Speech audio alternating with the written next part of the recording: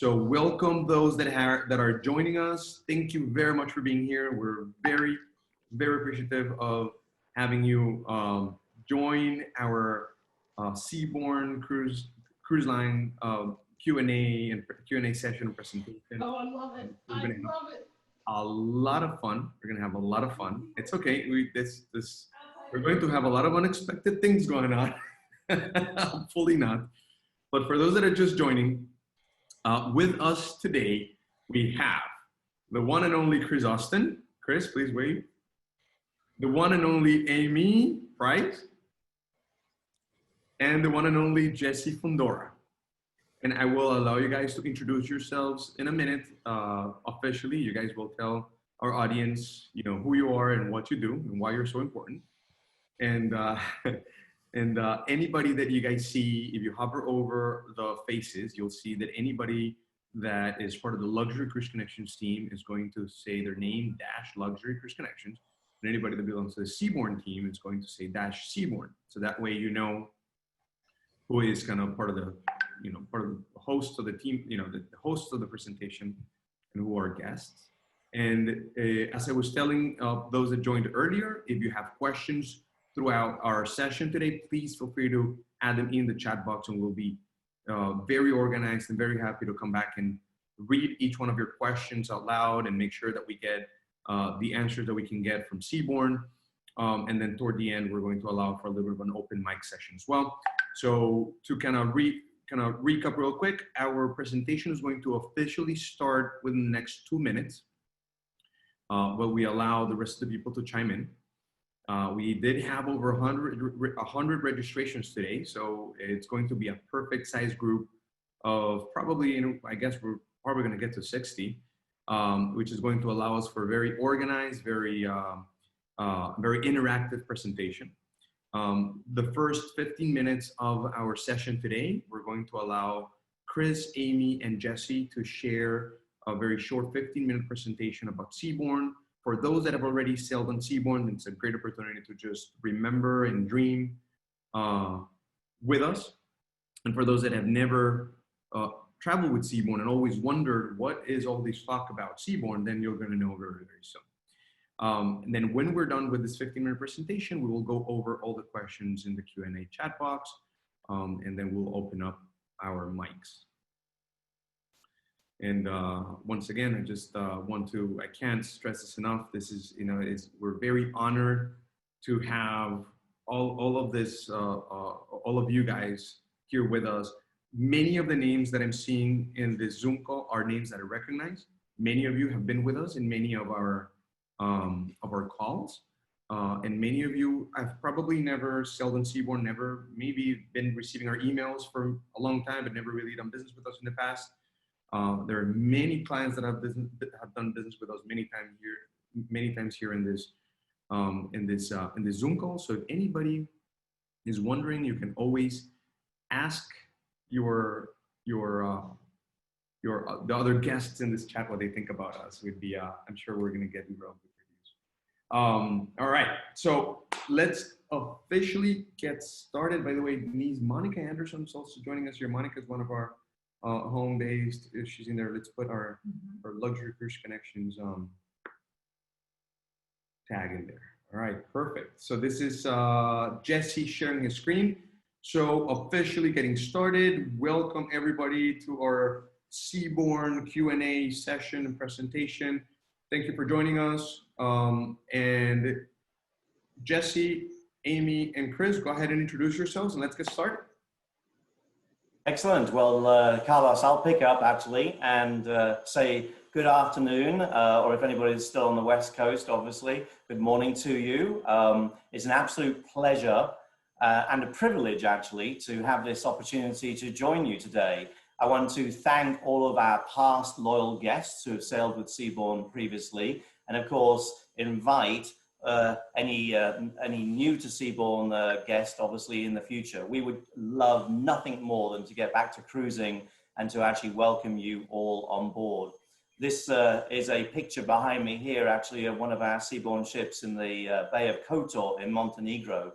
And I think we probably, Carlos, would all just love to actually be there now and obviously know we're all safe and well, etc. I'm the Senior Vice President of Global Marketing and Sales for Seabourn. That basically means I lead sales and marketing globally for the brand.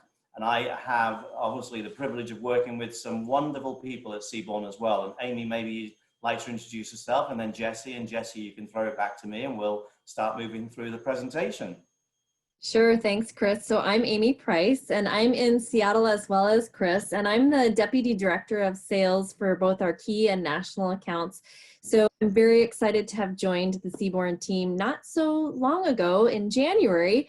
Even though we're in some interesting times, this is an amazing brand, and I know that we will be back, and we can't wait to welcome all of you back on board our ship. So Jessie, I'll let you introduce yourself.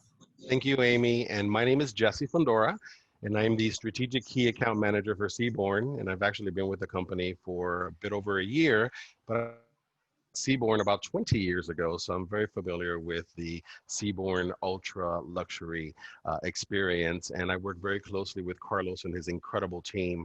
And I encourage each and every one of you, if you have an opportunity, please reach out to your Luxury Cruise Connection advisor and ask questions about Seabourn, because it really is a spectacular experience and it's a spectacular product. So with that, I will give it over to Chris.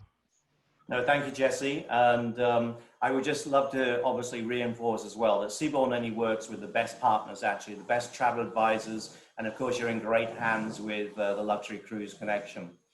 Our first slide speaks to health and safety protocols, because we know at this time with a global pandemic, this is obviously number one on everybody's minds. And I think for Seabourn, we are really working incredibly hard, but we're following all the guidance that we need to. We're following the science, we're following the data. We're not necessarily putting out today, because obviously our operations are voluntarily paused, despite the CDC has a no sail order, obviously. We voluntarily paused as a cruise company, brand, etc. And we are basically waiting for the right health and safety protocols to be created.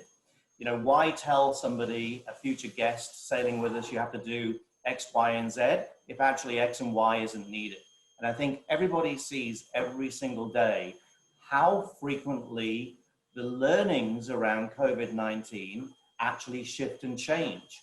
You know, in the early days, we thought it was all about you've got to clean your surfaces well and disinfect, etc., etc. And now, of course, we know that is actually really not the basis of how COVID is spread. It's really more air, and hence the importance of face masks. So we're really doing our due diligence.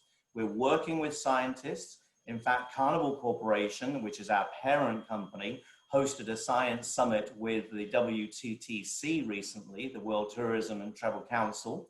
And we had a number of specialist doctors, scientists, etc., and we're working with them. The other good thing I'd love to say about health and safety is actually it doesn't matter which cruise brand is doing the work in health and safety. We're all sharing the information. And so again, as an industry, we've had, in fact, very high health and safety standards. Many of you may know that we're the only part of the hospitality industry that self-reports. We're the only part of the hospitality industry that actually have doctors, nurses, and even hospital medical facilities on board our ships, for example. And because we had to self-report, obviously numbers were therefore reported of guests who unfortunately were impacted with COVID during the early days when we were still sailing. So I think everybody knows sanitation is obviously a high priority on our ships. You know, the amount of hand washing stations on our ships, you know, they're frequent, they're everywhere. And of course, those very high standards will only be further enhanced, but the right way when we come back to sailing. So Jessie, maybe to the next slide. And for Seabourn, we are an ultra luxury small brand. So I think we're making this point really immediately after that health and safety message, because our small ships already carry, of course, far fewer guests. So 3 of our ships carry only 458 guests, and 2 of our ships carry only 600 guests. But they actually carry those guests in a very, very intimate setting with generous space. Our smallest suites are over 300 square feet, and you have plenty of wide corridors, guest lounges. You know, we could actually put many more guests on our ship if we wish to, but we don't. We also sail to basically all 7 continents in the world, and you can see here a nice little sort of montage of where we sail. And I think we're really excited about our summer voyages for 2021 to Alaska, to the Mediterranean, to Northern Europe, and then of course to Canada and New England. And we did also recently just announce our 2022 World Cruise, which we're very excited about also. Next slide, Jesse. I think Amy, So you're I'd going like pick up on. to. Oh, I think I'm going to pick this up because I love speaking about the newest ultra luxury fleet in the industry, and that is, of course, our very own Seabourn fleet. So for those of you who have sailed, you're very familiar with this picture, and you probably are very familiar with the ships as well. We do have currently 5 ships in our fleet. We, as I mentioned at the beginning, we have the newest fleet in the ultra luxury market. The Odyssey was built in 2009, followed by her sister ships, the Sojourn and the Quest, in 2010 and 2011. And then most recently, we went just a little bit larger, building the Encore class, which is the Seabourn Encore with 300 suites, and the Ovation, which is the most recent ship into our fleet, also at 300 suites. And what I like to point out is that the deck plan on the first 3 ships are identical. So if you've been on the Sojourn and on the Quest, similar to the Encore and the Ovation, being a bit larger, of course, they do have an extra deck. So, and some of the public rooms are also a bit larger. But one of the comments that I love to hear from our guests is when they return to Seabourn, it's like coming home. And we really do enjoy that comment. And that's how we make our guests feel. And as you see here, the Venture, next year, we're expected to receive Venture, which we'll talk about. This is a expedition vessel with only 132 suites. And then following in 2022, called the Futureborn. Don't have an actual name for it yet, but it will be a very similar ship to the Venture. It will be an expedition vessel. And again, very excited about that. And we'll have some more information about the Venture. So the Odyssey, the Seabourn Odyssey, the Sojourn, and the Quest, identical 229 oceanfront suites, and 90% of the ship are verandas. So that means that virtually everywhere will have a spectacular view and will have a spectacular veranda. Our large vessels, the Encore and the Ovation, are 300 ocean view veranda suites. So coming over to this, to these 2 ships, you'll notice again that it is 100% veranda, and all guests will have beautiful sweeping ocean views. In reference to our suite, as Chris mentioned earlier, we have a multitude of categories from the veranda suite, which is about 300 square feet, plus the veranda space with incredible marble-lined bathrooms with dual sinks, tub and shower, and we cannot forget about the bath amenities that we have on board Seabourn at Molton Brown, and we've had a fantastic partnership with Molton Brown for many years. If you're looking for something a bit larger, not a problem. We also have penthouse suites that are over 420 square feet, and signature suites, and our largest, which is Winter Garden, which is over 1,100 square feet with beautiful wraparound balconies. Now, I get the pleasure of talking about our newest ship in the fleet that Jesse did mention, which is the Seabourn Venture. And she is going to be the most exciting and luxurious expedition ship in the industry. She's going to have, she's going to be introduced in 2021, and then her sister ship will be introduced in 2022. And Jesse, if you click the slide one more time, I think it's going to give us a little bit more information about the Venture. So the Venture is going to have 132 suites, and they are all veranda oceanfront suites. So it's only 264 guests. So it's really small and intimate. She will have a PC6 ice strengthened hull. And why do we care about that? Well, that allows us to break through both the end of season, beginning and end of season ice. So we'll be able to get into some places that some of the other expedition ships can't necessarily get into. In addition to the size of the ship and all of the veranda suites, we're going to have 2 custom-built 6-guest submarines. And I have a slide to show you in just a second about how exciting those are. And because she's designed for expedition cruising, she's going to have some Zodiacs on board, as well as mountain bikes, e-bikes, and so on and so forth. On this ship, we're going to be introducing 2 new suites that I want to share with you. And one is our panorama veranda suite. So not only will these suites have beautiful verandas for you to enjoy the views of all of the amazing expedition destinations that we're going to be visiting, but we'll also have panorama windows. You can imagine lying in the bed there and getting those amazing views.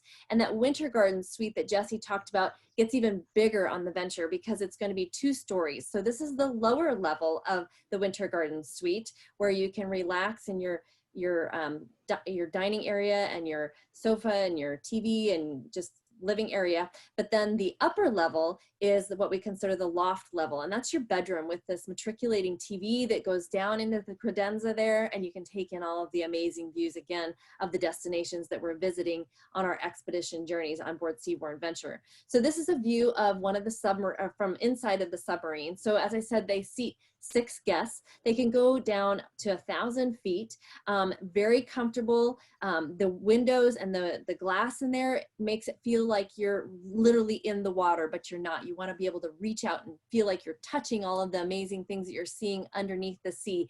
But most importantly, because it is Seabourn, we want to make sure that while you are sailing with us on these submarines, that you do have the opportunity to enjoy champagne. So we do have champagne chillers on our submarines so that you can enjoy the champagne while you dive down to the deeps of the sea.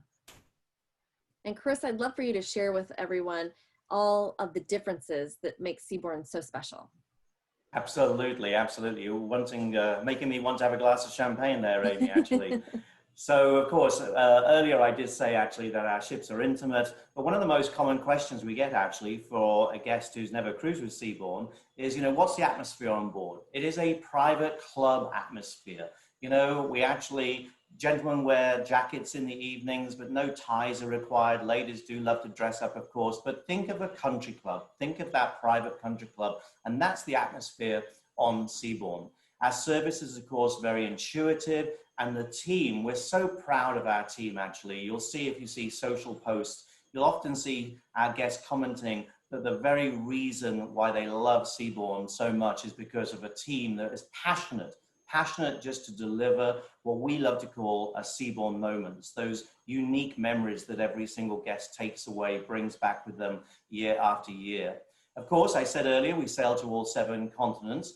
Jesse has shared that we have all oceanfront suites, and of course, most of those have verandas. One thing I love actually about our all oceanfront suites and those verandas, we will serve a course by course by course dinner on that veranda. It's exactly the same menu that you would choose from the main restaurant, actually. And many of our guests love that intimate, sort of private, romantic, maybe evening on the veranda of the oceanfront suites. Of course, we are an onboard, all-inclusive experience. That means premium spirits and fine wines are available at all times. We do have an upgraded wine list. Many of our guests do love to choose, of course, their preferred wine, but actually our wine selection is excellent. And of course, as I said, premium spirits served throughout the day. Amy's already tempted us with a little bit of champagne. I just wish that we weren't virtual and we were all together again, Carlos, because we crack a few bottles and I think share that together. But you're welcome with champagne. We serve champagne throughout the entire voyage, of course, and we have in-suite bars, which are stocked with 2 of your preferences, full bottles. You select those preferences prior to joining the ship, and of course, they'll be in the suite ready for you. Because it's an inclusive onboard experience, no tippings required. Our ships are beautifully designed. The interiors, many of them have been designed by Adam Tahani. He's one of the world's most preeminent interior hospitality designers, etc. And of course, culinary. Who doesn't want to join a cruise and not enjoy the culinary offerings? We have an amazing partnership with Chef Thomas Keller, and all of our dining is complimentary, including the grill by Thomas Keller, actually, which our guests love. Experiences, of course, go into the Grand Salon. We have Seabourn Conversations. They're called conversations because the conversation continues outside of the Grand Salon. You can actually ask to have lunch, dinner, even have a drink, cocktail with any of our conversationalists and get to know them. And of course, the stories that they tell so much better. Ventures by Seabourn operates actually in select destinations around the world. We'll probably go into those in a little bit more detail, so I'm going to sort of skip over, but they really do enhance the experience in, say, Alaska or Northern Europe, for example. We are the official partner of UNESCO, the official cruise partner of UNESCO, and actually we raise money to protect World Heritage Sites, of course, for our future visits, etc. And I'm so proud to say, over the last 5 years, Seabourn has, with guest support and our matching funds, we've raised over $1 million to protect UNESCO's World Heritage Sites. Our Spa and Wellness, obviously, if you're like me, I do love Spa and Wellness, and it's all curated with a partnership with Dr. Andrew Weil, again, a guru actually in sort of the mindful living experiences that we offer. Evening entertainment, I'm British, you can probably tell by the accent, and a fellow Brit, Sir Tim Rice, who's written some wonderful music and scores like The Lion King, etc. He's created a wonderful evening experience for us as well. And, you know, last but not least, by any means, we are absolutely committed to environmental stewardship and protecting the world's oceans, etc., etc. Jesse, you can move to the next slide. And yes, we do love, there's just a picture to tempt us even more. Our house champagne is Montedon, true French champagne. But actually, I'm going to ask your eyes to scan a little bit over to the other side of the picture there, because that is a plate of Regis Over caviar. Regis Over is actually a brand owned again by Thomas Keller, our wonderful culinary partner. And we serve unlimited caviar. You can ask for caviar wherever you would wish to have it. Maybe it's on that veranda. Maybe actually it's pre-dinner in a bar, for example. And I think some of you who have sailed with us before know, and if you like caviar, of course, it's a wonderful delicacy. And a little bit later on, we have a little opportunity for you as well. So I'm going to hand back to Jesse to talk about partnerships which help curate the experiences for all our guests. Thank you, Chris. And I think you did a wonderful job at highlighting these incredible partnerships. I think part of the reason that we are so successful is we have an incredible product, but we also have some very strong partnerships. So whether it is incredible cuisine by Chef Thomas Keller, we do have a Thomas Keller grill on all 5 of our vessels. And as Chris mentioned, there is no additional charge for that. If you try to get into the French Laundry over in Napa Valley, I'm sure there will be a nice big charge at the end. So you don't have to worry about that. On board Seabourn. And again, we talked about our Moulton Brown partnership, Brian Van Flandern. So he is our mixologist. So any drink, any type of cocktail that you can think of, we are able to prepare it for you. So I think it's very important that you keep this in mind because this goes very well with our experience. We also have something that's called Seabourn Journeys. Now, I don't know if any of you are familiar with these journeys, but we offer incredible pre and post cruise land-based excursions. And really what I love the most about this is if you look down at Why Book a Seabourn Journey, we in general welcome between 2 and 10 guests on these tours. So there is no large bus. You're not going with the masses. You really are doing something exclusive. We pair them with incredible quality hotel and properties, and they also have most meals are included. So I encourage you to do a nice pairing with the Seabourn Cruise Ultra Luxury Cruise experience and pair it with a journey either pre or post. So we've talked a lot about what can be done on board, but we also want to let you know what can be done on shore. And at Seabourn, we do offer something called Ventures by Seabourn. And this is really unique because this allows you to enhance and extend your experience from the ship to the shore. And we do this by providing you with knowledgeable, experienced expedition guides and scientists and scholars that travel with us on our ships, and they provide insights into their specific expertise. And not only do they do formal and informal presentations, but they're around the ship with you throughout the entire journey. So you might end up experiencing a Seabourn venture with them off the ship, but then you'll see them on board and you can engage in a conversation about your experiences. And it really lends to that whole social aspect that we like to provide on board Seabourn. And some of the ventures by Seabourn will leave right from the ship, from our marina deck, because we have zodiacs and sea kayaks and paddle boards. And it's thrilling items like heading off and checking out picturesque fjords and waterways, or trekking on scenic islands, doing some bird viewing. There's just a lot of different things that our Ventures by Seabourn offers, and it is very educational and engaging. And then in addition to Ventures by Seabourn, which is our own curated product, we do offer shore excursions ashore by Seabourn, and we've categorize these shore excursions into various different collections that you see here, because we know that our clients on board do have very different interests. So we want to make sure that we're offering opportunities for them to travel in like-minded sectors. And we are definitely, as we move ahead in COVID, taking a look at our shore excursion options and making sure that we continue to offer groups and very small experiences. And that's another great thing about Seabourn. Small and intimate is very key when it comes to what we operate and what we do. But I know, Chris, you like to talk about the flight experience as well, and getting there is part of the journey. It absolutely is, actually, and we do offer a nice, intimate, small experience as well, which I'll talk about in a second. But of course, all of your wonderful advisors can actually book your flights through Seabourn as well. And I think if you do comparisons on pricing, you'll see that actually Seabourn, being a part of Carnival Corporation, can have its benefits, because in fact Carnival Corporation is the biggest purchaser of air in the world, with all the brands that we obviously have. But I do love to highlight our Seabourn Private Air. This actually was started basically about a year plus ago, and I think we were sort of, maybe we had some vision, because again, flying private, perhaps for some of you, has an even more importance. Yes, there are many private jet partnerships and providers, etc. But for Seabourn, again, as we said earlier, our onboard experience is all inclusive, and our Seabourn Private Air is all inclusive, meaning the price that will be quoted will be for the plane, for the jet.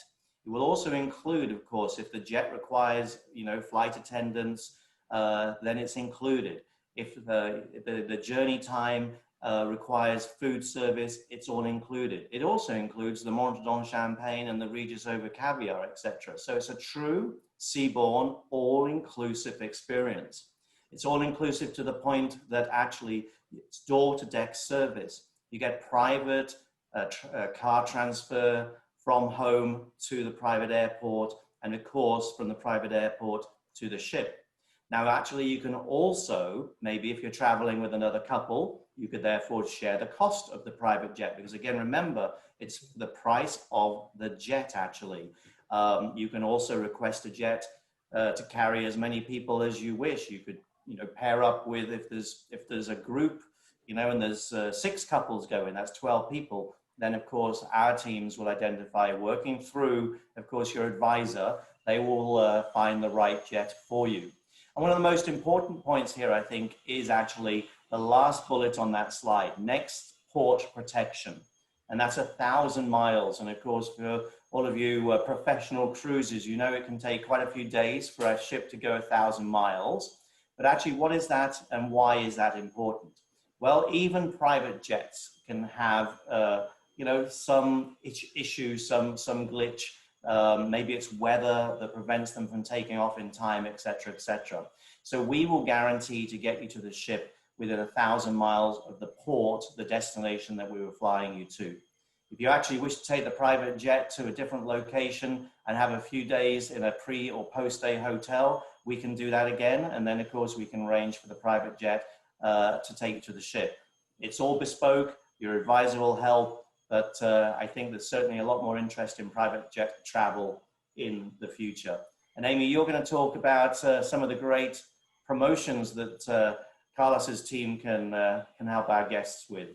Exactly. Hopefully we've done a great job of enticing you and getting you excited and dreaming about Seabourn and what we have to offer. And when you're ready to return to travel or plan your return to travel, we do have some promotions that Carlos's team can certainly share with you. And first of which is what we call our sensational sweet savings.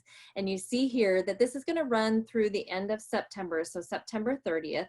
And we've on select sailings, and pretty much most of these sailings, we're looking and focusing at our what we call our summer products next year. So our Alaska, our Europe products, we're seeing some really strong uptick there because we feel that people are feeling a little bit more confident about traveling in 2021 in the summer and beyond. So you'll find sensational sweet savings on most of those sailings, and many of the offers include a reduced deposit, shipboard credits, air credits, internet packages, everything that you see here. So Carlos's team can help you find that right sailing that includes sensational sweet savings. And something that is also very exciting, if you're really feeling bullish and just are ready to book and know that you feel confident about going next year at some time, or when you're the destination that you're searching for, if you book and pay in full, you can receive a 10% discount if you book and pay in full before September 30th of this year. And that's pretty much on, again, all of those sailings that we're offering through 2021. And those that are also open into 2022. So if you want to plan even further out, this is a great time to take some additional savings and do that. And I did see there's been some questions in the chat box about what are you doing about cancellations and how do we feel confident about booking with you? Well, we do have a book with confidence policy. And our book with confidence policy currently runs through September 30th. If you make a booking by September 30th, and that booking is due to sail before December 31st of 2021, you can cancel that booking up to 30 days prior to sailing for any reason at all, and we'll give you 100% future cruise credit in the value of the monies that have been paid to Seabourn. So in addition to that, we are also offering a best fare guarantee. So if you've already booked, and you happen to be perusing the Seabourn website and you find that the sailing that you have booked has gone down in price, reach out to us and we will work with you on making an adjustment, and Carlos's team can certainly do that for you. And I know, Jesse, you've also secured an offer for our guests that are with us today to experience some of that Regis Ova caviar. Absolutely. You know, thank you, Amy. There's no way that we could talk about all this caviar and not give all of our guests an opportunity to enjoy the Regis Ova caviar. If you go to their website and you type in Seabourn, you will receive an additional 20% off of your purchase, and also 2 complimentary mother of spoons. So I encourage you, for those, at least now that those of us that are home, if you want to get that Seabourn feeling, I suggest that you go and you take some of the and some champagne and you sit out on your deck and you just dream about what your next experience will be on Seabourn. And on top of that, we also have an exclusive offer for you. Any bookings that come in the next 2 weeks up until September 3rd can receive up to a $200 per suite shipboard credit. And that's very important when you consider the fact that Seabourn is all inclusive. So that money can be used towards shore excursions. It can be used towards upgrading your wine. You can use it for anything on board the ship. So I encourage you to make the decision, book and pay so you can get that 10%, and we'd love to welcome you on board. And we certainly would, Jesse, actually love to welcome all of you on board. And we do realize that not everybody's ready to book. Of course, those that have booked know that they've got something to look forward to. And, but you know, it's everybody's a dreamer, and you can start a plan. And when you feel comfortable, then obviously certainly make a book and look forward to that wonderful Seabourn experience. This slide has an awful lot on it, but it's all about the awards we've won. So I think you can see that the testament of being voted by many, many of the world's leading publications, magazines that I'm sure you read yourselves, they voted Seabourn the best. We truly want to welcome you aboard. And Carlos, we love our partnership with you and all your advisors. And I think we can hand over for maybe some Q&A. Well, let me just say this. First of all, thank you very, very much for this short presentation. I did see Peter Powers over there taking a picture of the caviar offer. Peter, will make Okay. Smart. Well, we're gonna make sure we send all this information over as a follow-up email as soon as we're done. So I'll just actually mention, Carlos, that Jesse said about the Seabourn, name when you're ordering the Regis over caviar, you have to put that into the coupon field on their website. So you'll go through making your selections of what caviar you want to order, etc. When you get into the payment side, there's a coupon box and you put the word Seabourn, it'll reduce your price by 20%. Okay? You sound like you've done that a time or two, Chris. Maybe. So listen, I really appreciate everything that you guys do for us in terms of our partnership. Many of the people that are together that are here in this presentation, this Zoom call, many of you have been receiving a lot of information from us and a lot of information about Seabourn. But the reality is that our relationship is so strong, and it's been so strong for so long that for those that know us, know that we will only deal with the best of the best. I mean, Luxury Cruise Connections, luxury is part of our name, and Seabourn definitely represents what luxury is. I think Seabourn is one of the cruise lines that we book the most, definitely up there, top 4, top 3 in terms of volume. And our relationship is extremely strong because of that, right? Not only because of how great of a job you guys do, but because we feel comfortable putting our clients aboard your ships, because every time they come back, they want to book again and they want to refer their friends, and that makes it easier for us, right? At the end of the day, that's what we want. We want happy clients coming back, referring clients, and that's why we feel so comfortable putting people on board your ships.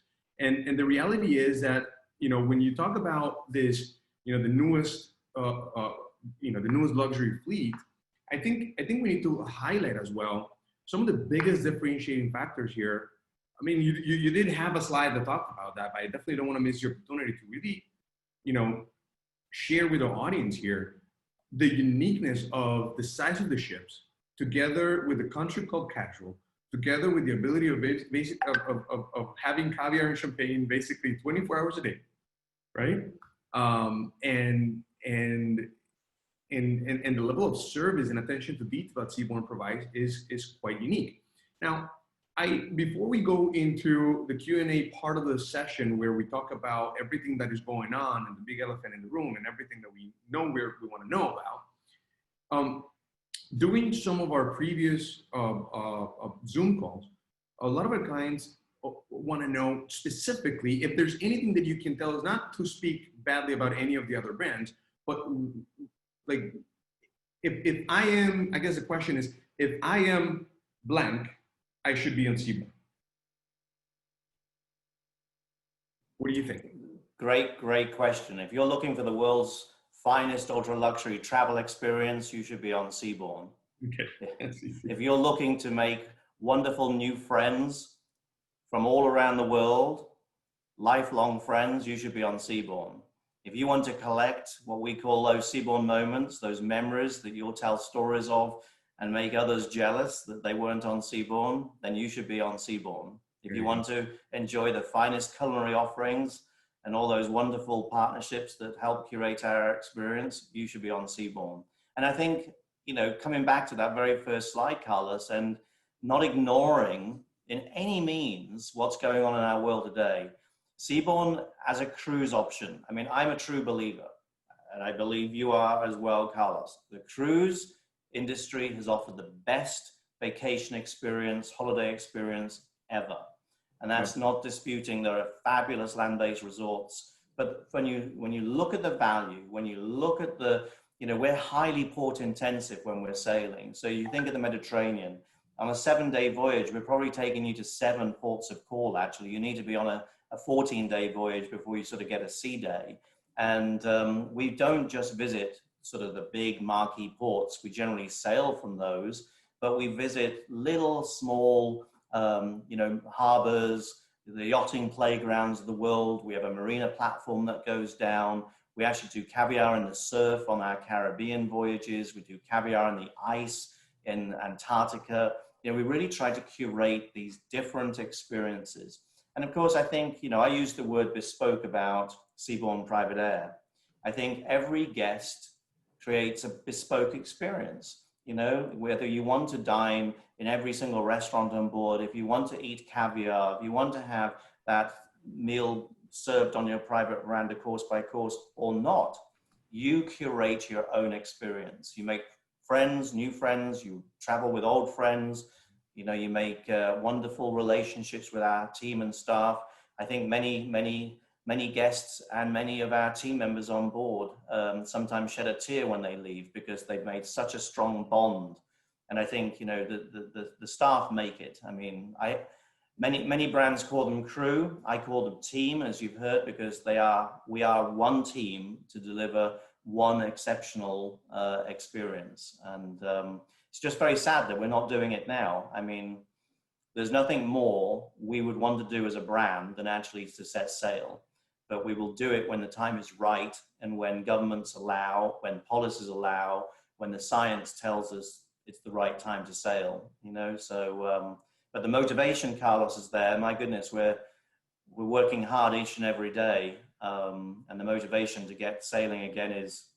Yeah, and the reality is we are feeling an incredible push for 2021. I mean, I am amazed at how tired people out there are about staying home and just not having anything to look forward to. And I'm feeling an incredible push, people that really want to have their vacations planned. Nobody, you know, there's very few people that would necessarily be on a cruise tomorrow, understandably so. There's a lot of questions, right? People want to know what's going on before they go on a cruise, but people understand that, you know, the demand for 2021 is growing at such high pace that we do want to get all those vacations planned and all those bookings done before, you know, before there's nothing else to choose from. But before, you know, I definitely want to jump into the meat and bone of our Q&A session. And I want to start off the conversation about, you know, so Seabourn's part of Carnival Corporation. Carnival Corporation is, correct me if I'm wrong, the largest cruise line company in the world, right? You're absolutely correct.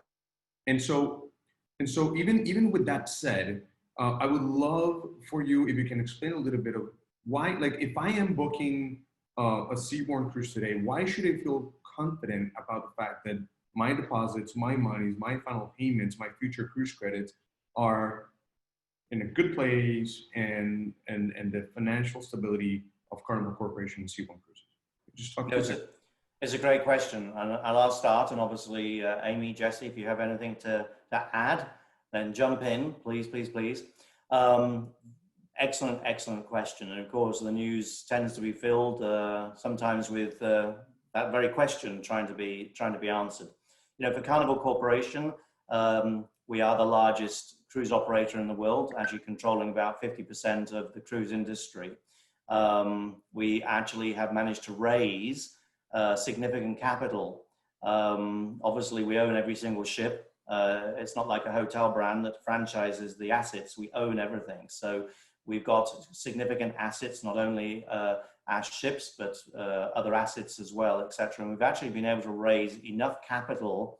I think it was reported the other day, actually close to $8 billion, that the company and all its brands could actually operate without sailing through 2021. Now that's not going to happen because really we've sort of have two worlds happening at the moment, actually, Carlos. We've got a situation in Europe that is actually different than the situation here in North America. And two of Carnival Corporation's brands will actually start sailing the first week of September in Europe. And I think many of your guests, your clients listening today probably are very aware there is another brand that actually is sailing in Europe that actually is having a successful experience. And in fact, before that brand, there was another brand that's owned by Europe's largest tour operator. And I was reading a report from a guest earlier this week that had experienced that. And she was raving about the experience on board, and of course didn't have any issues about wearing a mask once she's outside of her cabin and all of that sort of stuff. So, you know, the two worlds are, we can't sail in North America. You know, the CDC has got a no sail order. And unfortunately, you know, COVID is not under as much control in North America as perhaps it is in Europe. There are pockets of situations happening in Europe, and hopefully that's going to get under control. But it's a very good sign seeing the industry starting up. Why is that important to your question? Because as ships start to sail, then yes, revenue starts to come into the company. But you know, it's a great thing as an associate working for Carnival Corporation to know that the company I work for has enough liquidity that if we didn't sail one single ship through all of 2021, we would still survive. That makes me feel pretty good. That's it, and that's the most, I guess, most important thing. And Carnival Corporation is a publicly traded entity, so everybody can feel free to, you know, do your own research and go on finding more about that. Very interesting. We just got some poll results out of all of our attendees today. 38% of our audience today is looking very much forward to sailing in early 2021. 19% late 2021. Majority of the people in our audience tonight today is very much looking forward to sailing very well. For me, 2021 is already very soon. There you go. Those are the results. Thank you for sharing that, Denise. Appreciate that. So let me start with Martha's question here in the chat box. So she says, speaking of your wonderful staff, I am concerned about the welfare of many of your Filipino staff. I've appreciated their service over the years on my Seabourn cruises and would like to know if you're doing anything to support them during this dark days of COVID. And then her second part of the question is also, I just saw that we're MSC. You know what? Let's answer that, and then I'll go to the second part of her question, because I think that's a different conversation. I couldn't hear the question overly well, Carlos. What is Seabourn doing with your staff right now, with your wonderful staff right now, with everything that is going on? Where's your staff right now? What are you guys doing for them? So whoever asked that question, thank you very, very, very much, because it shows you have empathy. It shows you understand the situation. And actually, to us, of course, our crew, our team, they're critical to our success, and they are part of our family. One of the hardest things we had to do initially was repatriate crew.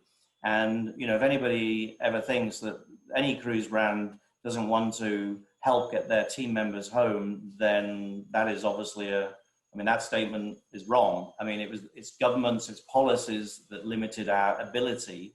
We couldn't even repatriate some US citizens back to the US. And this is going back months, obviously.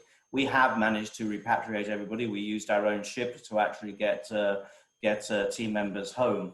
The interesting factor is now we have what's called joiners. So a ship that isn't sailing still has to have about 100 crew on board. And in fact, we still are spending money operating a ship that is at anchor, whether it's in the Caribbean or whether it's, in Cyprus, which are two locations where currently we do have ships. So we have 100 crew, and, when a contract finishes for a crew member, we have to get them back home, but then we have to get the next crew member back. And so we're now we've become experts as to how to navigate the current situation and get our team members back and forth. Obviously, their welfare on board is absolutely critical. I think they've been enjoying some really good meals, especially when we were burning through, culinary offerings that had been intended for our guests, because we don't serve our crew fillet steak every single day. So I think they enjoyed some wonderful meals, some great Thomas Keller, proteins, etc., etc. And what they can't do, though, is they just can't go ashore. They can't, they have to be in this bubble. They have to take all of the precautions. They have to wear masks all of the time unless they're in their cabins. Again, on Seabourn, our team, they don't sleep forward to a suite. They can share if they wish, but many have their own cabins. There's more space for them as well, but we follow every single protocol, even at this time. Thanks for asking the question. Yes. That question shows the connection that Seabourn guests create with the Seabourn staff, which is amazing. And real quick about Thomas Keller and Culinary. For those that have never been at French Laundry in Napa Valley, I mean, that's, So Thomas Keller is obviously the owner of French Laundry and the head chef for Seabourn Cruises. If you want to go to French Laundry, you have to make a reservation with I don't know how many months in advance by now, and you're not going to be sitting there for less than $350 per person. And that was a few years ago. I don't know what they're going for right now, but it's certainly a very expensive experience. So anyway, and so the second part of the question, which I think is interesting, is I saw MSC is sailing for the first time with 40% capacity from Europe. Could Seabourn do something like that sooner than later? Obviously, I'm looking forward to another Seabourn cruise. So, Marta, I'm gonna step in real quick on this one. And I know that Seabourn cannot make an official statement regarding exactly what they for sure they're going to be sailing, but I can tell you, Marta, that if they find any possible way to make that happen sooner rather than later, they will. That is a fact, right? So let's. If we do, we need you to come, right, Chris? Alan is asking, are there any planned cancellation policy changes planned for early 2021 cruises due to COVID uncertainties? If not, we will need to cancel in September for January cruise. Okay, so here's the I guess I'm going to rephrase that question, Alan. If I go too far from it, let me know. Right now, every single time Seabourn has suspended a sailing, Seabourn has been offering every one of our guests the option of either a full refund or a future cruise credit worth 125% of whatever if they were fully paid. If they weren't fully paid, then whatever the deposit amount is. Is that correct? Did I get that right? 100% You did. correct. We shouldn't expect any changes in that policy anytime soon, correct?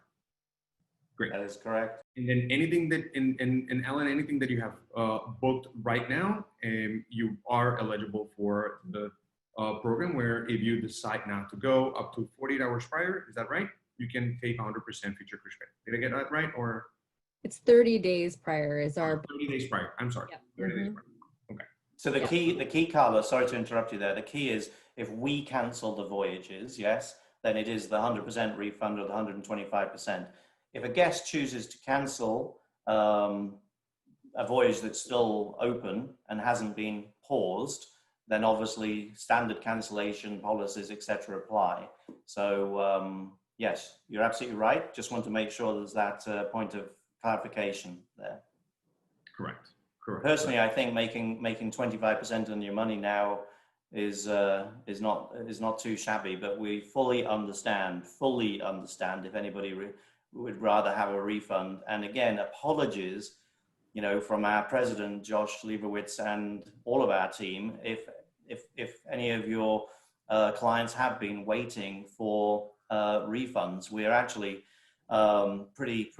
we've done a pretty good job, but unfortunately probably not fast enough. And that's partly due to systems weren't built to handle this. The abundance of work our company wasn't built to handle. Unfortunately, part of our measures to protect the company meant workforce reductions as well. But I know that we're pretty well through, other than the voyages that have recently been paused, and then you start another phase of the process. We do encourage our clients to take advantage of the 125% because you know what, you do have great pricing out there. Pricing is super competitive right now. And honestly, under the current circumstances, if we were a cruiser and you're going to be cruising again, we know that, Seabourn is a solid entity. There's no reason why not make that extra 25 and just upgrade your experience your next time around. So I have another quick question here from Roger. He's asking, our cruise from Copenhagen to the Norwegian North Cape on the Ovation this summer was canceled. Does Seabourn have anything similar planned in the next couple of years for, something like that, something similar to that? So I will say that I was just on Seabourn website when I saw that question coming up. a little bit of research, and I do see that the venture will be does have itineraries to that part of the world next year. We are also adding itineraries into 2022. We've just begun, and that will continue. I believe next month we will have a good part of all of 2022 available. So there will be absolutely itineraries up to the North Cape that will be for the guests. So had a little research there. Yeah, good. Thank you. And I would imagine that the venture itinerary might be a little bit more expensive than whatever he really originally paid for the ovation, but that's understandably so. It's a brand new expedition ship with all the bells and whistles, and of course, hopefully, Roger, you have the 125%, and you can use that to upgrade that experience. Absolutely. So that's good. That's good. I have a question here that came in privately. The question is, there were some speculations that Carnival Corporation wanted to sell Seabourn. Is that true? Great question, because we read the same speculation, and our CEO actually put a very, very rapid it's not true statement out, actually. So happy to say, according to Arnold, our CEO, it's not true. No, and actually, you know, from what I'm seeing, I know that Seabourn probably had to cut down a little bit of the staff, but most of the people that you know, that I knew or that I've known in Seabourn are still there, right? And so you know, when you see such solid executive team and such solid management style, I think you guys are doing all the right things, and we really have heard nothing but great things from our clients. So I wanna allow for an opportunity to open up some mics and have anybody that has any question that ask those questions live. I know that at the beginning you might be a little shy. Please don't be shy. Everybody in this Zoom call is very, very friendly. I promise that. There's another question. I know many. Carlos? Yeah. One of my guests, wonderful guest coaching chain, has a question for him. He owns 100 shares, since you've been talking about Carnival, 100 shares of Carnival Cruise. What kind of quote unquote owner privileges would he get on a Seabourn booking? He has 100 shareholder privileges. Shareholder privilege. What are they? Yeah. Chris, I'll let you take that one. Well, actually, as a discount, there is a discount for any shareholders. I think it's 5% as a shareholder, but we'd have to verify it. We'd have to verify it. We can send it over to Carlos. Yeah. Please do. Please send it over. We do get that question, quite a bit of times. And with the current offers that you guys have right now, sometimes I know that those offers are not necessarily combinable, but we can absolutely check for you, as those questions come out. Will there be a shareholder credit program given COVID impact on revenue? That's an interesting question. I think that's a question for David Bernstein, our CFO, who's not on our call. Well, you know what? Talk about our connections, right? If there's any way we can get that question over to him and get an answer for Sylvain, we'd be happy to get back to him on that.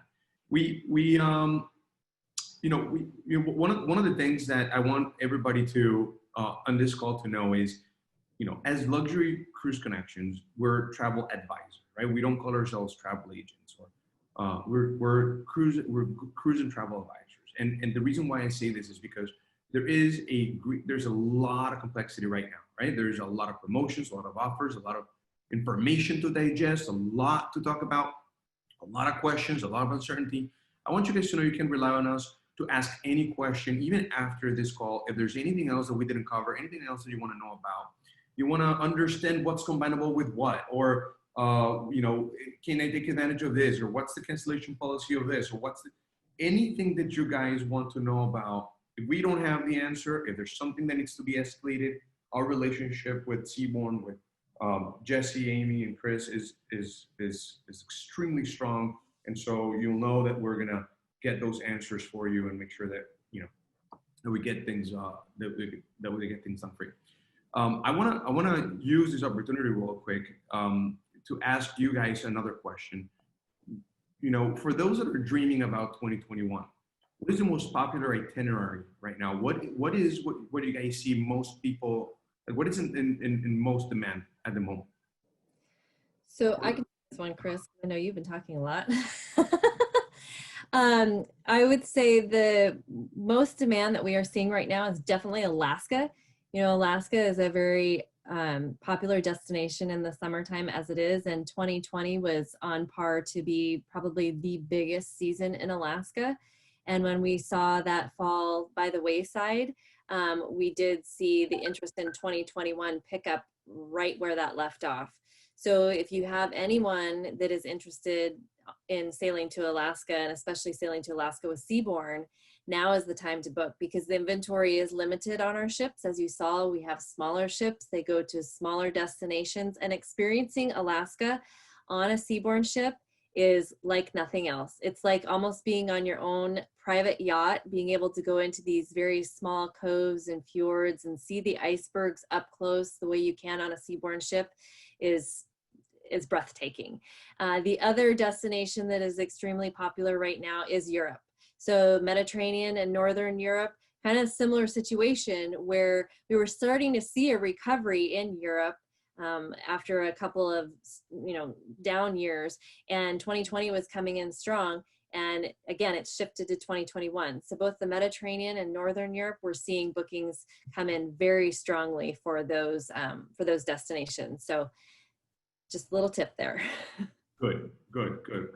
And in terms of value right now, and what Seabourn offers, we talked about all inclusiveness, but we do know Seabourn does not include air, right? Air is not, but everything else is included. Is there anything else that is not included? Anything else that our clients need to be aware of that is not included? Well, we So, don't. we talk, yeah, so Amy, Go ahead, Chris. No, go. It should be ladies first, shouldn't it, actually? Seriously.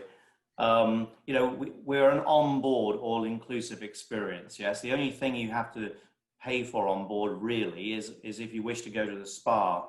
And the reason we say on board is because we don't include shore experiences. We've curated these 7 collections of shore experiences that are really, actually exceptional. They're just not walking tours. They really, you know, they're in partnership with UNESCO, perhaps, you know, they're with expedition leaders, you know, they really allow an in-depth discovery of wherever we are. And we believe actually every single one of our guests should have that option to curate their own, you know, bespoke experience and select their shore experiences. So, you know, that's the only thing at the moment, basically, Carlos. Amy, anything else to say? Nope.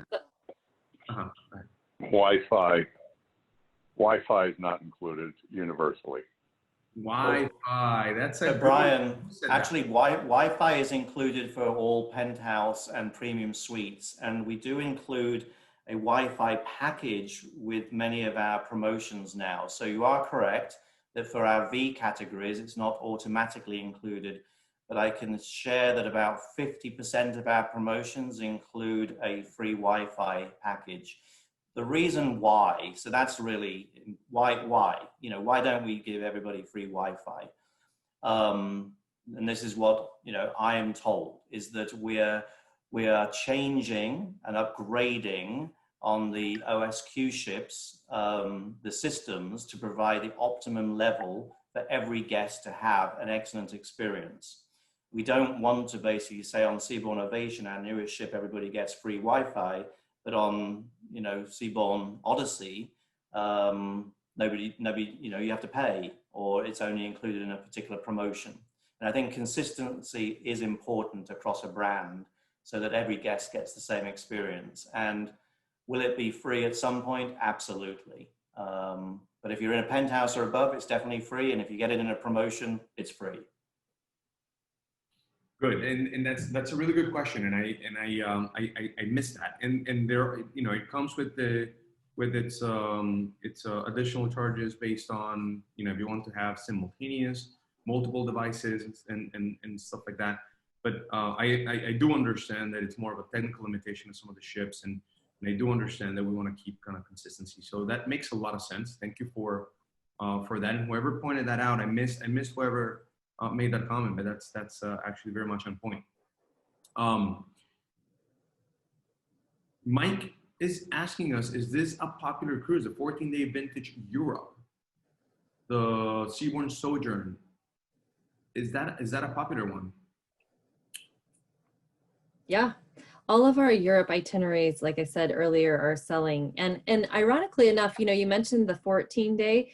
We do have a lot of opportunities where you can take 7-night cruises or 7-day cruises, both in Alaska and Europe, but you can add on another 7-night, and those are what we call collectors. So they become longer sailings, and we are seeing the pickup on those longer sailings even greater than the 7-night itineraries. So we're seeing that this pent-up demand, you know, think about it. You didn't get to go on vacation in 2021. So you've got all this money that you've saved up from these vacations that you didn't get to go on. Why not go, or sorry, they didn't get to go on in 2020. Why not go on a longer one in 2021? I think that's what's happening by seeing the lift on all these collector sailings and these longer sailings with us. We are feeling that. And last week on, you know, Matthew Upchurch, the CEO of Virtuoso, was telling how he was sharing with the public how most people are really kind of upgrading their 2021 experience and upgrading their 2021 trip, because obviously they didn't get to do their trip in 2020. So, you know, why not kind of go all out and make up for it in 2021? And we are seeing, definitely, at least on our end, we're seeing an uptick on those longer itineraries. I want to ask our audience a question. Maybe Denise can type the poll, but in the meantime, I want to ask it live. As a company, as Luxury Cruise Connections, we're partnering up with most of our luxury cruises and cruise line partners to come up with some unique experiences, including pre or post kind of bundled experiences with the cruise. Now, Seabourn does offer the pre and post experiences, as you know, we can bundle it up under Seabourn. But what we're thinking of doing is bundling up the pre-post cruise, air transfers, hotel tours, etc. I would love to know how many of you guys would actually like that, enjoy that, if we can offer you guys more than just a cruise. So we'd love to hear your feedback on that. Have we heard anything about Antarctica cruises this year? Katie Marie's asking that question. Have we heard anything about Antarctica? Anything by way of?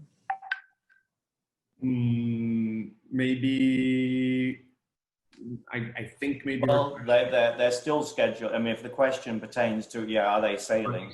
Okay. Then they're currently still scheduled. There's a lot of work being done with, obviously, governments and all of our port, you know, relationships with South America. As I think everybody is very aware, we love our South American friends a great deal, but many of the South American ports closed ships out and prevented them from sailing. So, you know, if we take our guests anywhere, we've got to ensure that it's the right time and it's safe to do so. When we can make any decisions, we absolutely will. But currently those are still scheduled to be sailing. Okay. Okay. And, you know, Stan is asking us a question. Why not do a cruise to nowhere or some inhabited islands and just amazing food and bottomless champagne and outstanding service? Have you guys considered that? We're considering everything, Carlos. Absolutely. Okay, so right now, let's recap. So right now, the first sailing that is scheduled is departing when? So the pauses are actually, they vary by the ships, yes? And the pause dates are all available on our websites. So anything that's not paused is still a scheduled sailing. We are exploring every opportunity to return to cruising, as you conveyed earlier. That has to be, though, with the support of governments, with the support of ports, knowing that the medical health and safety, which is our #1 priority, is absolutely, be without doubt a question. Having protocols in place. What happens if there is a COVID case? It shouldn't shut down the entire voyage and strand a ship. So protocols have to be fully established and supported by where we're sailing. We're watching closely our sister brands when they start up. We're watching closely the brands that are sailing now in Europe, obviously. And cruises to nowhere, absolutely. Everything, I'm serious, everything is on the table and we're looking at everything. There's a strange dichotomy going on in the world at the moment, Carlos, and I think it's the same for you and for many. We're all working harder with empty ships than we were when ships were full. And it's because we're looking at every single opportunity and going into discovery for every opportunity and really understanding, could we do that? Could we not do that? And we do that gladly because we're very passionate and committed to our mission, right? And which is to provide these memorable experiences and help people plan their vacations. And that's why we're going to stay very much alive, helping people, get through this and continue to dream about cruising in 2021. And I do have one question, and this one is from me and some of our clients. We suspended, I don't want to use the word cancel anymore. We suspended the 2021 World Cruise, right? Yes.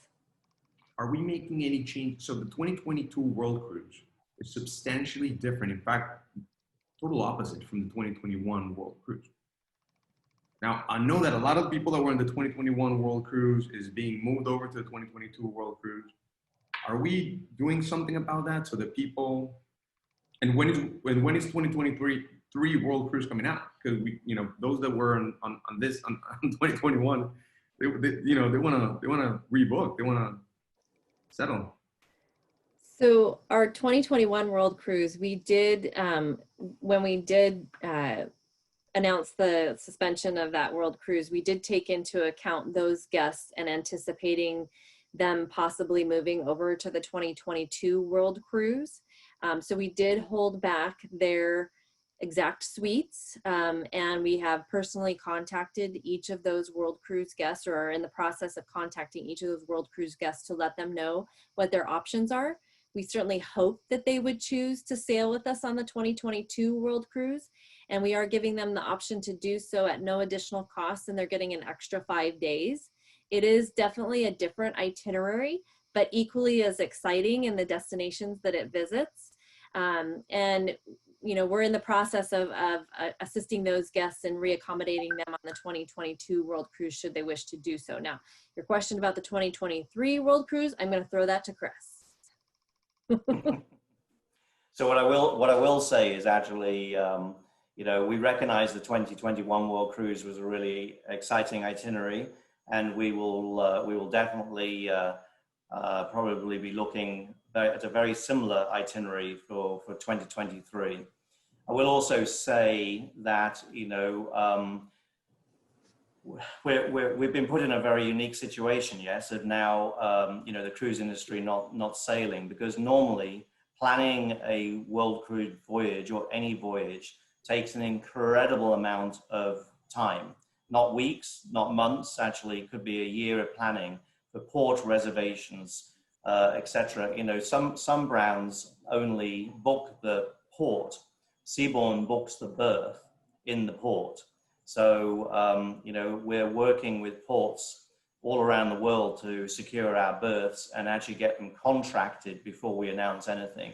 That whole process does take a long time. So, undoing 2022 to have replaced it with the 21 itinerary probably would have been impossible, just because ports today are not responding in the same speed that they were, replying before. And that's again because the same situation, workforce reductions, lots of time being spent on other things that other than the positive thing of getting us back into cruising. But I will say that the guests that were offered the 22 World Cruise. Many are wanting to take the cruise. Future Borns had been open, they're now closed, but many people have put the request in for the 22 World Cruise, and the 23 World Cruise will probably be announced later this year as well. So yeah, all great questions. Great questions. Hello. Hello. Yeah. I have a booking on the Venture in September and October next year. And I know that Carnival have announced that they're delaying the build of some of their new ships. I wondered whether the Venture is one of those. Actually, that's a great question. And I'm going to say before I answer it, I love how your background is actually animated and moving, and mine is just static. I might need some advice from you, how James, you did that. So the question is still in the balance, actually. So I apologize, I can't give you a direct answer.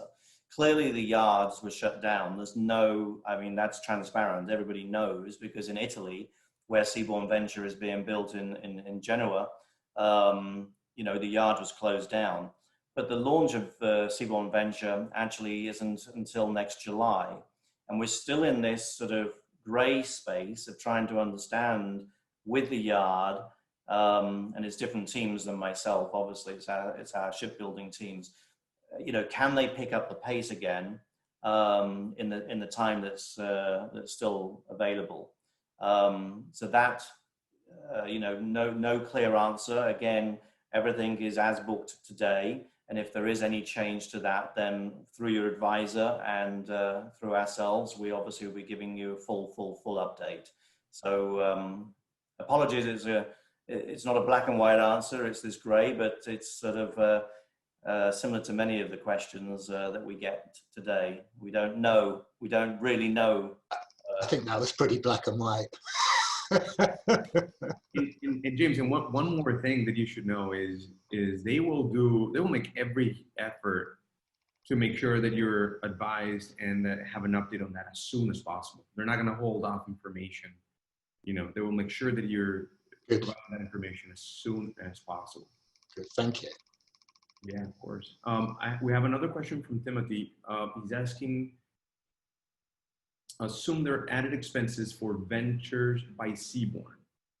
What might that cost be for the cruise in and out of the Amazon? Also, can shipboard credit be used to cover ventures? Yeah, shipboard credit can be used to cover ventures for sure. It's considered very similar to a shore excursion, but it's curated by our brand. And, you know, we have the experts that are traveling with you and the conversationalists that will be adding to that experience when you are on adventures with us. As far as pricing is concerned, I'm not aware, or I don't readily have available to me anyway, the pricing on an Amazon product as it relates to ventures. Chris, is there anywhere that we can send them to find that? I have a comment. So I have spoken with reservations about the shore excursions, and I don't think that they're available until about 120 days before. So we probably won't have the pricing available until that time. And I believe the Amazon voyages on the Venture, I think are in March of next year. Well, not March, sorry, in 2022. So I don't know if Chris has something different, but I don't think that we may have that pricing just yet. That would be correct. I have another question that just came through the chat, the private chat. If we've had this question before in other events, but I guess as it relates to Seabourn, if I book directly with Seabourn, can I use one of the Luxury Cruise Connections advisors at this point? So if a guest is booked direct and they wish to transfer their booking to a travel advisor, then yes, you can, but we just, you know, there is paperwork to be done with that. And as long as the paperwork is done and kept on file, then yes. Good. Great. Yeah, thank you. And of course, given our great relationship, a lot of people ask me, by the way, I want to bring this up real quick. A lot of people ask me why, you know, why do cruise lines allow for that to happen? And I think, and correct me if I'm wrong, keep me real here, but I think that the best way to put this is our relationship is you know, multi-million-dollar relationship. It's extremely strong, but most importantly, the value that we bring to the table in terms of our relationship is our ability to just keep those experiences and the booking experience and the travel experience just to the same level of standards that you would want your clients to have or Seabourn guests to have. So, you know, is a great partnership that allows us to provide value and keep our clients just very well taken care of. Did I get that right? You got that 100% right. You know, we are very reliant on our trade partners, and Carlos, you and your team are one of the strongest partners that we have. And you hit it spot on. The reason that we do allow that is we want our clients to be taken as well care of as they are by your luxury advisors. And we have a very small team of direct bookers. So, you know, they're spread quite thin. And we know that you can provide the service that our guests do deserve. Yeah, and there's also, I mean, obviously not that this is the single most important reason, but there's also, it's important to also mention and share with our audience, there are very much incredible added benefits by doing so, also because of our relationship through Virtuoso and those Virtuoso posted dates and the extra onboard credit that our guests get by just, you know, being under us, aside from obviously the service and the attention to detail that we'll provide. And those are all things that our direct channel cannot match. So those are things that you can only get by booking through you and your connections that you have with us as well. Thank you for that, Amy. And I know George here from Luxury Cruise Connections has a question that he wants to ask on behalf of one of his clients. Is that right, George? Hey, Chris, how you doing? Oh boy. Okay. Good to see you. Good to see you. Good to see you. The question is basically, we've been following the MSC ship that just sailed and everything that they're doing. And basically what we want to know is, for safety protocols when the guests are coming into the ship, like what are going to be like the measures that you're going to be taking when they get into the ship? Yeah, no, again, it's a great question. It goes back to what I said at the beginning. Because we're not saying that we're going to be sailing next week or in 2 weeks or 3 weeks time, you know, we're not actually stating what our guest protocols will be. Clearly, the highest health and safety standards are, you know, our top priority. Testing will likely be required, obviously, just as it has been with the brand you mentioned. Testing will probably be required by, you know, before leaving home and then actually before boarding the ship. But the world of testing is changing. You know, I mean, testing has been, you know, reports where it was taking 8 days, 10 days, then it becomes 24 hours. And in fact, this week in the news, you know, I think we've all been reading that testing could be 15 minutes or a 5-minute, you know, saliva test or something like that, leveraging science that actually is used for different types of tests. So even testing could become an incredibly easy thing. So, you know, Seabourn today is not releasing like 10 things that we're going to be doing, because we truthfully believe by the time we're sailing, at least half of those 10 things wouldn't be required, or we'd be doing 5 other things. So I think just know we're looking at the science. We have a lot of people employed and supporting us to give the right recommendations. Good.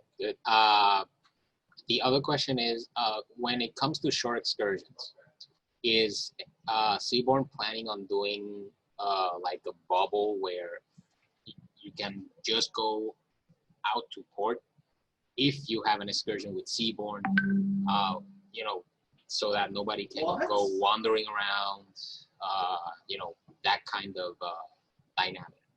Yeah, and I think Amy, when she was talking about the shore experiences and the 7 collections, you know, really did say any partner, any vendor would have to meet strict criteria.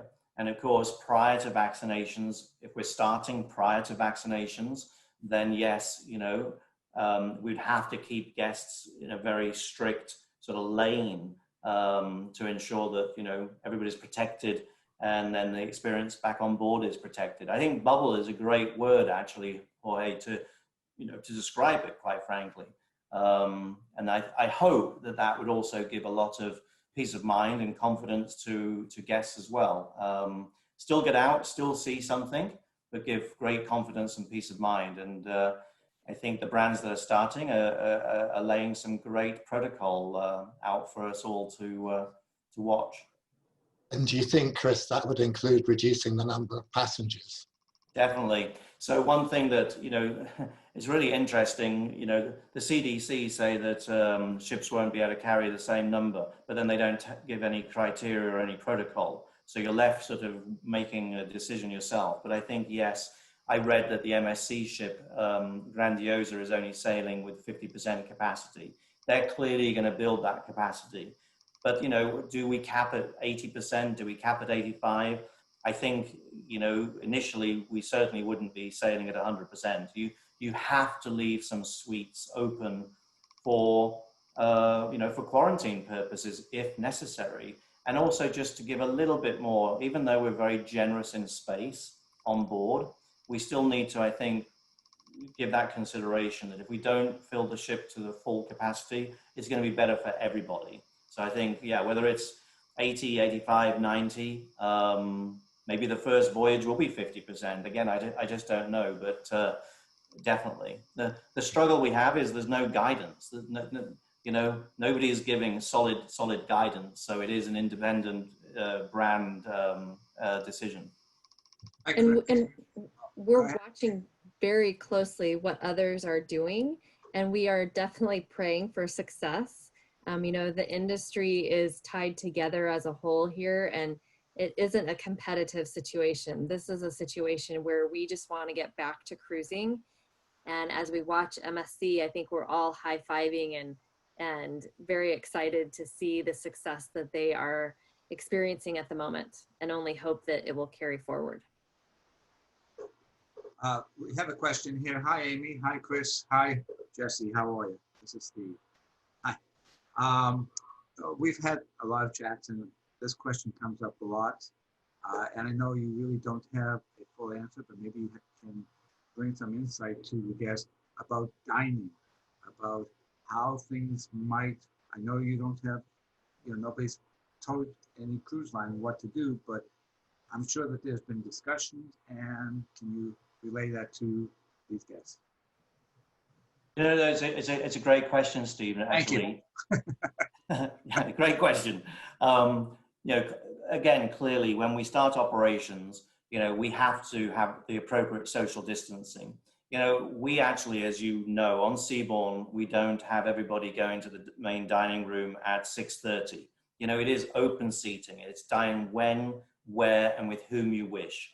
We may actually extend the dining room times. We may say the dining room only has a maximum of a 50% capacity, creating, more social distancing. We actually have a lot of al fresco dining as well. We have the colonnade in the al fresco area of the colonnade. We have Earth and Ocean in the evening, which is the pool deck area, which is very, very, very popular. There's actually even an outside deck to on Encore Innovation to the Chef Thomas Keller grill. We may actually utilize that as well, because again, when we're in warm weather climates, dining al fresco is certainly excellent. We've got 5 or 6 dining options. If we extend times, if we create the social distancing, if we limit, people, the amount of people, we also feel that probably maybe a little bit more requirement of people choosing to have those dinners served on their veranda as well. So I think we feel very confident about all guests really having a true Seabourn experience and handling the culinary dining experience pretty well. Any repo cruises on Seabourn? Well, we always have repositionings because, we have to move the ships from, say, the Caribbean to the Mediterranean or various places around the world. So yes, obviously they're actually great value, as you know. And we have loyalists who love to do repositioning cruises. Obviously all your advisors can tell your clients what they are and make those recommendations. They're certainly a great option, Carlos. Yeah, for sure. And what? Just a general question, because I know, you know, I know we have a few more questions before we let you go, but I do want to know this, Chris. What is your favorite category? And don't, I mean, just being reasonable. What is your favorite category? On my favorite category of suite, or my favorite your favorite category of suite? So the beautiful thing about Seabourn is every V is identical. So V1s through to V6s are all identical. One of my personal favorites on our current fleet are the spa penthouses. These are actually at the stern of the ship. They have direct access into the spa. I like to have a nice massage. I like to sit in a sauna. So, and of course, you get larger space in the penthouses and the spa penthouses.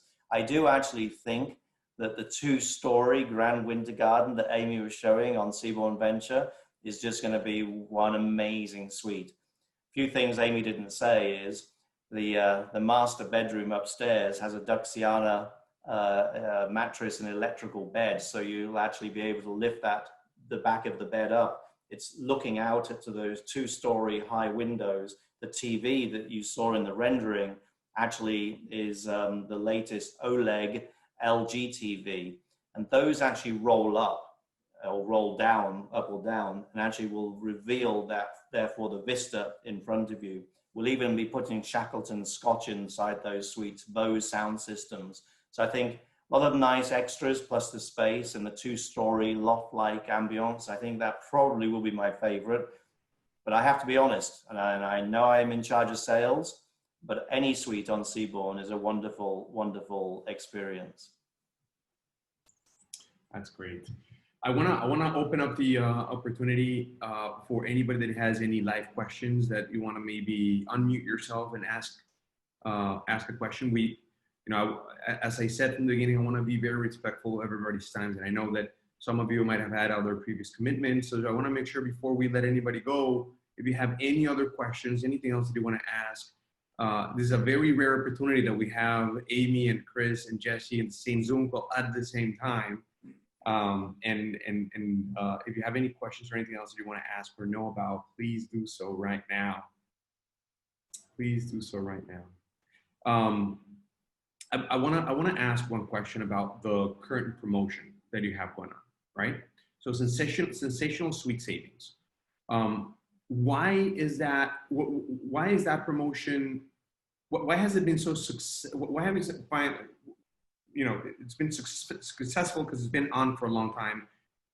You know, do you expect any changes to that promotion? Like, you know, what's been the highlight of that promotion? Why, you know, what should people really know about?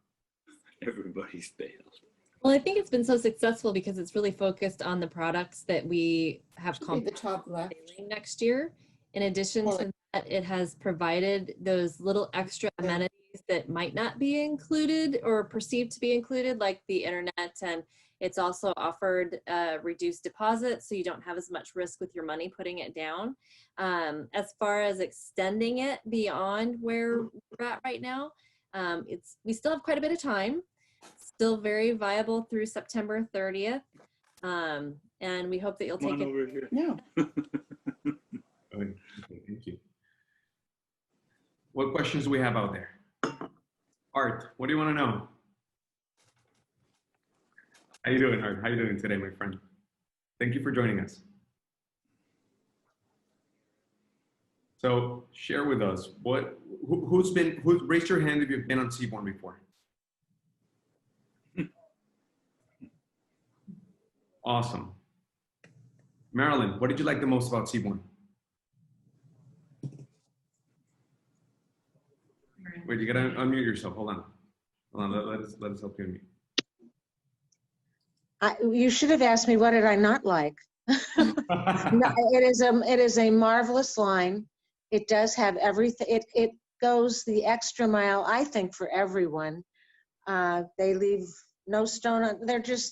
They are wonderful. I was staring at the caviar and remembering standing at whatever the beach was, and they come out with the caviar, and I'm like, okay, I can do this. It's a wonderful line. Thank you very, very much. Thank you, Marilyn. We appreciate that. My pleasure. We're going to call you if we need a guest testimonial. Okay, I'll be delighted. Thank you. Marilyn, who's your advisor here at Luxury Cruise Connections? JC. JC, is he doing a good job with you? Yes, but you know, Virtuoso was the main reason I chose luxury cruise lines, because I used to work with someone who was Virtuoso advisor. He's currently retired. But again, I value that affiliation that you have, and all good. Thank you for asking. I appreciate that. Yeah, that affiliation with Virtuoso is super valuable for our clients because, you know, although we produce a lot of business for Seabourn and most of our you know, preferred cruise lines, the reality is because of that huge consortia relationship, there's even more that we can do for our guests. But that's great. I'm going to let Matthew know that if he needs a testimonial to call you. Thank you. All right, fantastic. Fantastic. And I know Candy is a past guest with Seabourn, right? Candy, don't be shy. Yeah. You're muted. I had a question. Yes. You probably, someone answered that everything's up in the air, but we have a cruise planned for January 2nd going out of Barbados. Is that still on? When will they make a final decision if they're going to cancel the cruise, or are the cruises going? Or you can't be answered at this time. Well, I'm not going to give you the answer that you want. Anything published is still operating, but every single day, if not hour, we're in discussions with ports, governments around the world, and you know, to make these determinations. At the same time, we obviously have these conversations around health and safety, et cetera, et cetera. So, you know, our goal, and I think Carlos said this very well, is to advise as early as we possibly can, but obviously not to make decisions also too far out, because the situation is so fluid and changes every single week.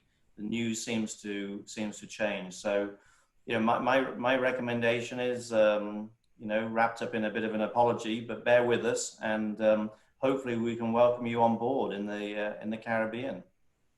Okay, that's what I thought. I was just going to double check that. And what that is, well, I think our final payment is due in September. What happens if we pay and then it's canceled? Do we get a refund, or do we get a credit, or what? Yeah, so if we cancel your voyage and you paid in full, then basically you have the option of 125% of those funds as a future cruise credit, or you can choose 100% to receive the refund. So a refund of 100% of the money is refunded back to you. Personally, I take the future cruise credit because 25% free money is a pretty good deal, but that's just my own opinion. Okay, well, that sounds good. The only thing interesting about this, because originally we were going to wanted to do this cruise, but you weren't going to do it for next year. And then with the situation, it changed, and they're having the cruise. So we get to go on the cruise we want to, if it goes, and that's the date. But it's a good policy. We'll just continue on with our reservation, okay? And we'll hopefully bear with it. We've already had to cancel enough stuff this year. So. But we have not been on Seabourn, been on everybody else, but it sounds like a really nifty cruise line, and we like the idea of going. It's our 20th anniversary, and that's why we're going to do it. So. Well, congratulations in advance. And so I hopefully it goes, or if it doesn't go, we'll go sometime. Okay. Absolutely. I love your positive attitude. And, you know, I said earlier, Carlos, and I think we're probably going to have to wind down because sadly, my boss is asking me to join a meeting, and my boss is the president of the brand.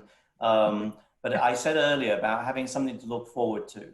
And I think it's wonderful when you can. I also understand not everybody is ready to book, but, you know, if you are, and have something to look forward to and be positive, and of course, stay well at this time.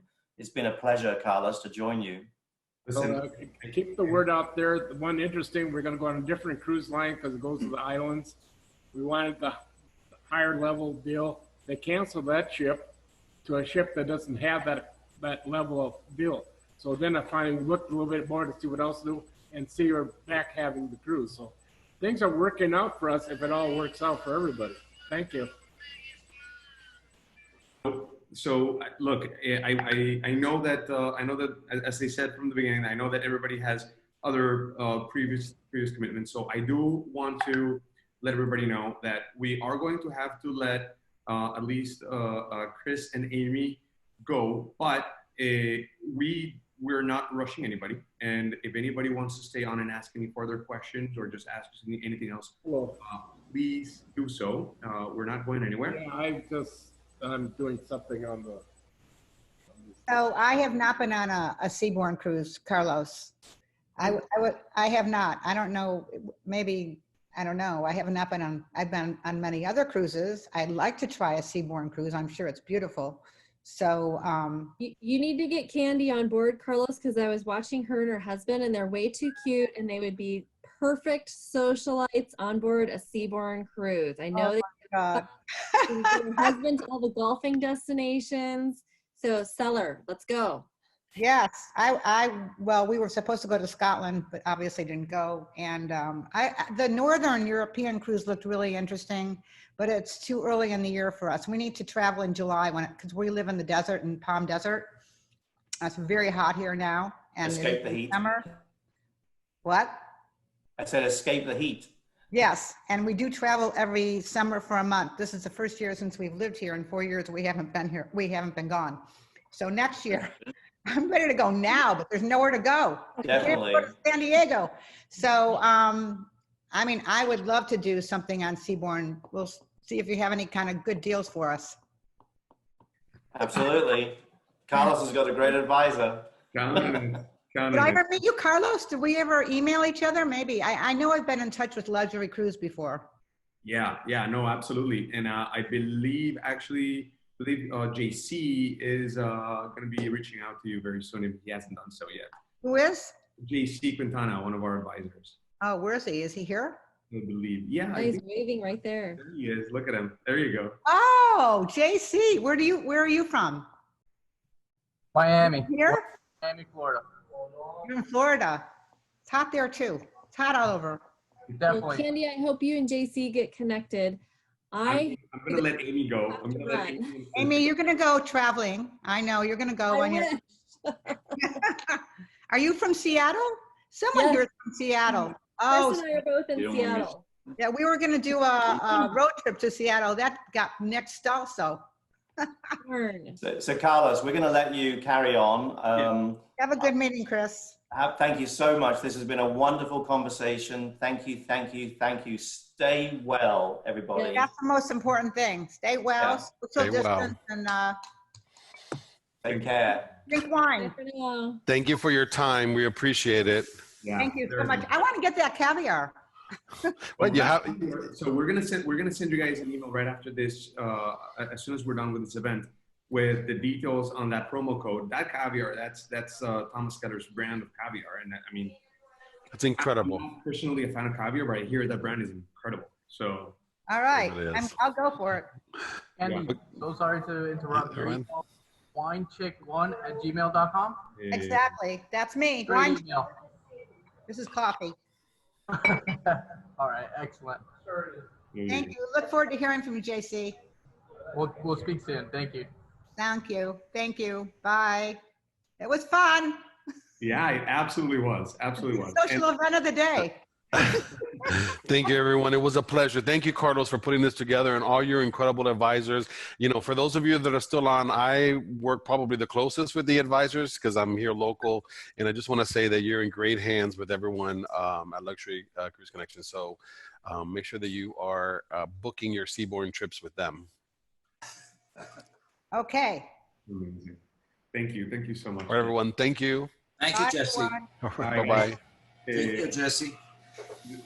Anybody has any more questions? Anybody else has anything else you want to know about? Anybody has any questions about Luxury Cruise Connections? Maybe you know, you've been receiving our emails for a long time but never had an opportunity to really do much with us. If you have do you have any questions? Maybe anything you want to know? Well, next time what I will do is I will make sure that we have something going on with maybe some wine or some cocktails or something because, right? We gotta. Wine, man.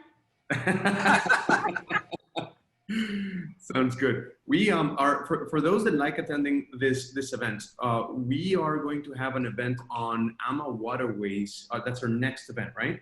We're going to be announcing a 2-series event on AMA waterways destinations for those that are looking into river cruising.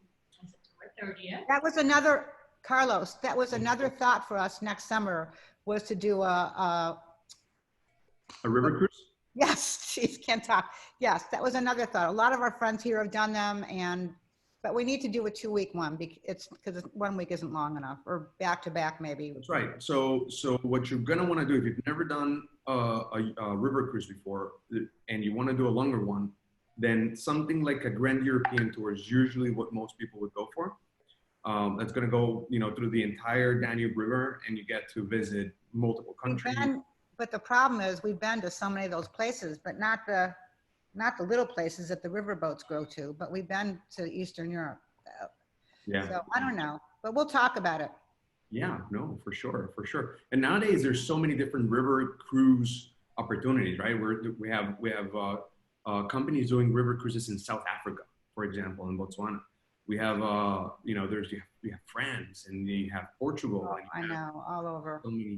So many, and now we have Viking cruises coming up with Mississippi River cruises as well. I want to go. I want to go to Europe. We've been there many, many times. We're pretty well traveled, but we're thinking about maybe a riverboat cruise might be kind of interesting. Northern Europe would be great. We haven't been to Oslo and Reykjavik, or however you pronounce it. And then it might be too cold, who knows? But there's options. But I used to be a travel agent, so I love to travel, and I just love the whole thing. That's good to know. Yeah, our job as travel advisors nowadays is quite unique. We're facing great challenges. Oh, now I know. Oh, so hard. It's been incredibly difficult, but the good news is I feel horrible for so many especially smaller agencies that are going to have a very hard time dealing with this. Yes, recovering from this. Yeah, even though cruise lines have been very accommodating and very good to us and giving us a lot of support and still giving us some commissions here and there, the reality is we're fortunate enough that we are we're a large organization. I mean, you're a big company, yes. The way we do business is very personal, right? We believe travel is very personal, and so we're not the call center type of company, right? Where you're dealing with a different person every time. But at the same time, although we make it feel very personal and very boutique type of thing, this is we're part of Forest Travel, which we own corporate travel agency and a private jet charter company and a private jet operator and a wholesale company with vacation, land tours and vacation. So thankfully our organization is quite strong, and we're going to be able to survive this. But I feel horrible for some of the other agencies. How about the small agencies? I mean, I don't know how they're going to survive. So many cancellations, just awful. Yeah. But hopefully everyone will stay healthy, and that's the most important thing. Yeah, that's for sure. That is the most important. And hopefully all these cruise lines are going to come up with very detailed and strict procedures that will allow everybody to feel safe to go on board. And everybody's watching this MSC cruise, and see what happens. But it's a vaccine, though. They need a vaccine before this world is going to change. Need the vaccine. Look, this is what I think. If you ask me, I think the cruise lines should come out and say, we can't control everything, and we can't guarantee that we're not going to have a situation on board, right? But in case we do, this is how we're going to handle it, and this is how we're going to prevent it, and this is how we're going to isolate it, and this is how everything's going to be. Social distance and all that stuff. Yeah. But anyway, we'll see. But all right, well. Look, thank you for joining us, and thank you for participating and asking all those great questions. Thank you very much. I loved it. It's fun. Awesome. Let me know when you have another one. Yeah, for sure. You're gonna get an email soon on the next one on AMA Waterways. Yeah, that'd be great. Okay, thank you so much. Have a good night, evening, day. All right, everybody. All right, thank you. Bye-bye. Stay safe. See you soon. Wayne, see you soon. Thank you for joining us. Thank you very much. Bye-bye, everybody.